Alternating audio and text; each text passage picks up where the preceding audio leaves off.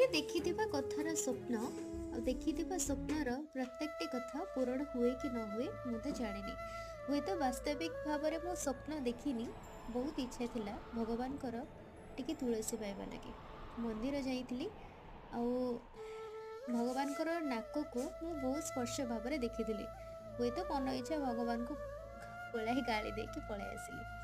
इच्छा थिला भगवान माल रे भगवान माल तो पाइलिनी, नाक को अनेली बोली भगवान नाक छणा मते पठेइतिले। से पुणी बहुत जिद्दी रे आ बहुत सुंदर भावना रे। भावना तो भगवान निश्चय पूरण करथिले। आशा करूची मो परी आपण मानकर भाग्य भी भगवान निश्चय पूरण करेंगे।